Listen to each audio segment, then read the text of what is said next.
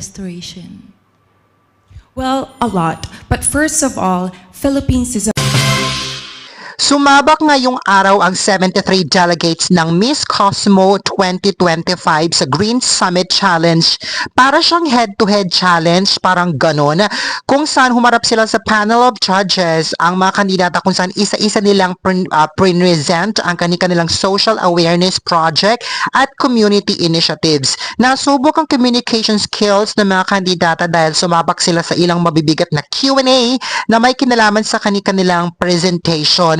Binigyan lamang sila ng ilang minuto para makasagot at para ma-present ang kanilang social awareness project. May ilang mga kandidatang naabutan ng oras dahil nahirapan sila sa communication skills kaya hindi nila natapos ang kanilang presentation at hindi sila nakasagot sa Q&A. Pero meron din namang mga kandidatang pasabog ang communication skills at talaga namang palaban sa Q&A.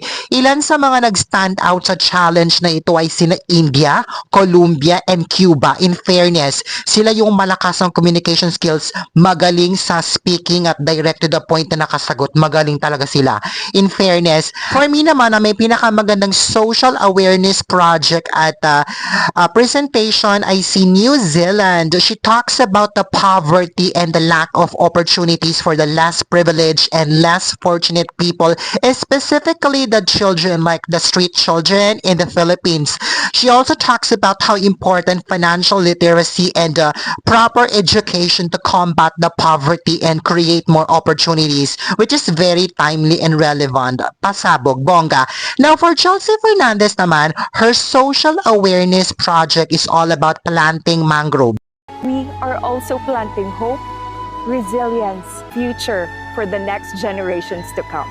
So she presented how important the mangroves are for the people living in the coastal areas of the Philippines.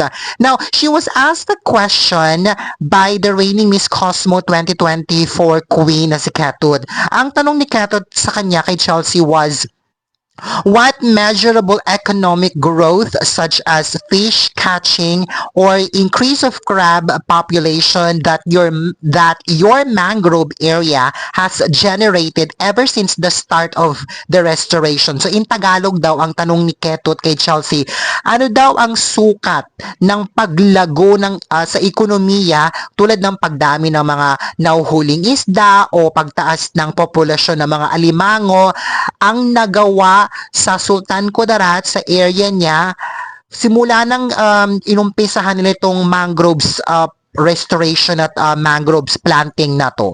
So Ketut was asking Chelsea for the current result. Ano daw ang naging resulta, current growth, yung output sa ekonomiya in terms of pagtaas ng huli ng mga isda at pagdami ng populasyon ng mga alimango. Now, I love how Chelsea Fernandez answered Ketut's question kasi she started off by explaining how important the mangroves are, especially in protecting the people living in the coastal area from the typhoons and calamities. We all know that natural disasters cannot be stopped, but the calamities that we are experiencing right now are intensified by extreme flooding. She even talks about, or she even mentioned about the ghost projects and the flood control scandal in the Philippines at kung papaano nakatulong ng malaki ang mangroves sa pananalasa ng mga flood at saka ng typhoons. In the Philippines with our ghost project and our flood control program scandals about mangroves and educating the youth. And also, she was able to directly answer Ketut's questions about the results nga ng kaning social project. So, Chelsea said that the increase of the fish and crabs population with the help of their mangroves planting in her province created a lot of livelihood for the locals. The fish in our mangroves, Sultan Kudarat, created a lot of livelihoods. And also, they were able to generate funds daw. And through these funds, they were able to produce more seeds to expand the mangroves tree planting with all the fertilizers needed.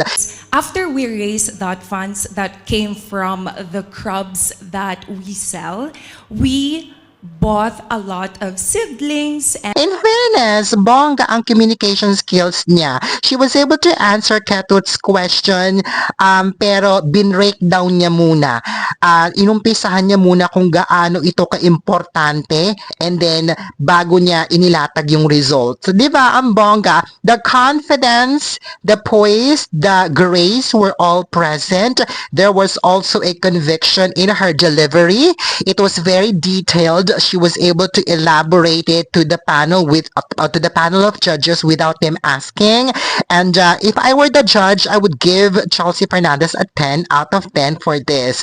Bongga, well, kung hindi lulutuin o dadayain ng result, I think malakas ang laban dito ni Chelsea Fernandez for the crown. I think she could be the next Miss Cosmo 2025 queen. Yes, she did a great job here. Point po. Check. Ayan! Anong say mo? Comment your hanash.